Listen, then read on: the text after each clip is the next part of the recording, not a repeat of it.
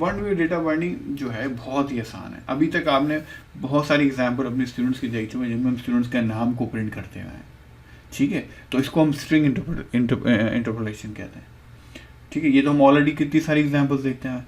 अब हम property binding देखते हैं। दूसरी क्या है? प्रॉपर्टी बाइंडिंग है। प्रॉपर्टी बाइंडिंग बहुत ही आसान है। प्रॉपर्टी बाइंडिंग ये कहती है अगर किसी भी HTML एलिमेंट की आपको कोई प्रॉपर्टी को चेंज करना, ठीक है, प्रॉपर्टी को चेंज करना, तो उसका एक तरीक़ेकार है। बहुत सिंपल तरीक़ेकार है कि वो जो प्रॉपर्टी है वो स्क्वायर ब्रैकेट्स में आएगी और इक्वल करके विद इन कोटेशन मार्क्स, जैसे नीचे एग्जाम्पल दी हुई बटन की डिसेबल कॉलम, उसके बाद यहाँ पे हमारा कोई ट्रू एंड फॉल्स होगा।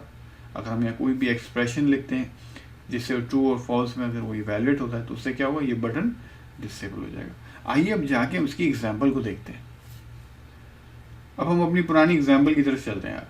ये हमारा पुराना एग्जाम्पल थी जिसके अंदर हमारे स्टूडेंट्स का जो है क्या था, हमने बनाई हुई थी एक स्टूडेंट की।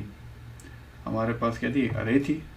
ये हमारी स्टूडेंट की अरे, इसमें मैंने कुछ और एट्रीब्यूट्स ऐड कर लिए, थोड़ी सी फॉर्मेटिंग कर लिए, और हम क्या कर रहे थे, इसको हम अपनी ये HTML ये टेम्पलेट URL के अंदर जो HTML फाइल है इसमें जाते हैं और यहाँ पे हम क्या कर रहे थे? इस अरे को प्रिंट कर रहे थे। आइए इसका एक दफ़ा आउटपुट देख लेते हैं। इससे पहले हम इसमें थोड़ा सा चेंज करें।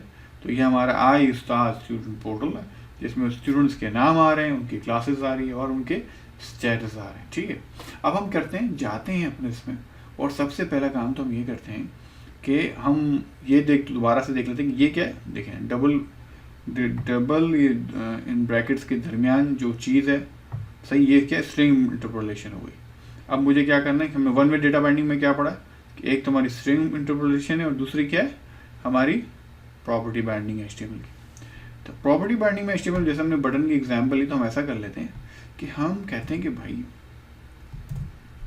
कि एक बटन बनाते हैं हम, चलें, सही है, ये हमारा जी बटन आ गया।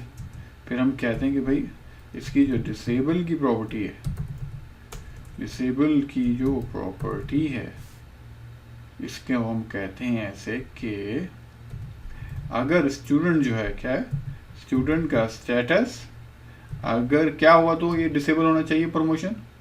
आप खुद ही सोच सकते हैं। अगर वो बंदा क्या है, ये अगर बंदा फेल है तो क्या हो, अगर ये ट्रू हो तो क्या हो, ये बटन डिसेबल हो जाए, यानी बंदे की प्रमोशन, स्टूडेंट की प्रमोशन क्या नहीं हो। तो ये मैंने ऐसे लिखा, मैंने बटन क्लोज कर दिया, उसको मैंने सेव किया।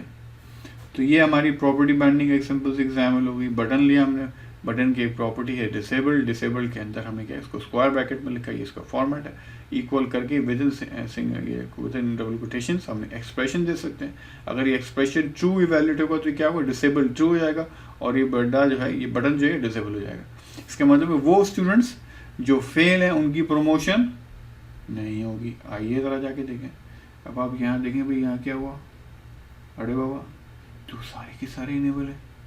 ये कैसे हो सकता है? ये कैसे हो सकता है? आइए जाके दोबारा देखें क्या हमने गलती कर दी है यहाँ पे। Disable promotion S dot status equal क्या है यहाँ पे? FAIL है, FAIL है, बिल्कुल सही है। इसको सेव करते हैं। तो डिसेबल होना चाहिए था। डिसेबल की स्पेलिंग चेक कर लें, ABL, ये भी सही लग रही है। अरे भाई, फिर भी डिसेबल नहीं है। ये तो भाई अभी भी फेल है। तो भाई इसकी वजह क्या हो सकती है? भाई वजह इसलिए हो सकती है कि फेल जो है, ये तो भाई वैल्यू उसको ऐसे लिखना पड़ेगा, ठीक है, कि age of student is equal to fail है टोटल। सही है। हम तो उसको एक अगर हम खाली ऐसे लिख देंगे, ऐसे लिख देंगे, तो ये फेल को क्या समझेगा? ये फेल को भी एक वेरिएबल समझेगा। अतः कि फेल तो एक स्ट्रिंग वैल्यू है, इसको सिंगल कोटेशन मैंने रखा, इसको सेव किया मैंने। अब मैं जाके देखता हूँ, अब सेव हो गया। अब कहेगा इंशाल्लाह भी चलेगा। अब ये प्रमोशन क्या नहीं हो सकती क्योंकि ये बंदा फेल हो गया, ठीक है। उसके अलावा और क्या कर सकते हैं प्रॉपर्टी बाइंडिंग में? ये कर सकते हैं कि भाई हम कहते हैं कि भाई जैसे हम अभी पब्लिक स्कूल के पढ़े हैं, तो अभी पब्लिक स्कूल में क्या होता है, वहाँ पे हर क्लास के अपना एक हाउस होता है। तो हम कहते हैं भाई क्लासेस के डिफरेंट स्टूडेंट्स के हाउसेस होते हैं, ग्रीन होता है, पिंक होता है, रेड होता है। तो हम कहते हैं कि भाई हम क्या करते हैं, हम इसको हाउसेस जो हैं वो भी डिस्प्ले करते हैं क्लास में, ठीक है। तो हम कहते हैं कि ये भी एक डिस्प्ले होना चाहिए। और हाउस कब डिस्प्ले करेंगे, ये हम क्लास के बाद डिस्प्ले करते हैं इसको, वो ज़्यादा अप्रोप्रिएट लगेगा ना, बजाय स्टेटस के बाद इसको डिस्प्ले किया जाए। तो मैं क्या करता हूँ, इसको मैं आप क्लास, जहाँ क्लास होती है प्रिंट, उसके बाद मैं हाउस को प्रिंट करता हूँ। तो मैं यहाँ आ जाता हूँ। अब मैं बजाय जो है ना ये सोचूं कि भाई मैं कलर को खुद से प्रेजेंट करूं, तो मैं क्यों ना ऐसा करूं कि मैं क्या करूं, प्रॉपर्टी बाइंडिंग यूज़ करूं। प्रॉपर्टी बाइंडिंग में क्या है, सबसे पहले 2 ब्रैकेट आ जाएंगे। तो हम स्टाइल को भी क्या कर सकते हैं, स्टाइल की जो है इसकी भी प्रॉपर्टीज को सेट कर सकते हैं। तो हम यहाँ लिखे बैकग्राउंड लिखा मैंने, अच्छा इक्वल करेंगे, फिर कोटेशन में क्या देंगे आप वैल्यू देंगे। तो मैं लिखूंगा एस डॉट हाउस, क्योंकि मैंने क्या किया, मैंने अगर मैं इसको ऐसे कर लूँ, उसको स्क्रीन को थोड़ा डबल कर लेता हूँ, ठीक है। और यहाँ मैं आपको ये दिखाता हूँ,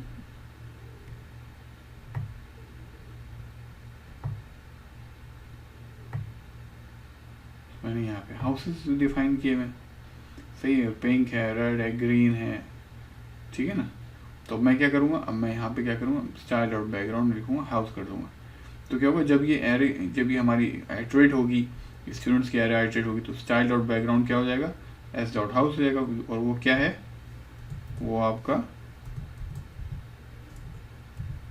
जो भी बैकग्राउंड कलर होगा इस कॉलम का हो गया, वो यहाँ पे आगे प्रिंट हो जाएगा। उसके अलावा और मैं क्या करता हूँ, बस सही समझाने के लिए मैं इसकी विड्थ थोड़ी छोटी कर देता हूँ की तरह, बल्कि यहाँ विड्थ नहीं करता, बल्कि हेड कॉलम हेडिंग पे कर देता हूँ कि एग्जाम्पल हमारी ज़्यादा साफ समझ में आए, कि सही बहुत ज़्यादा विड्थ करने की ज़रूरत नहीं है।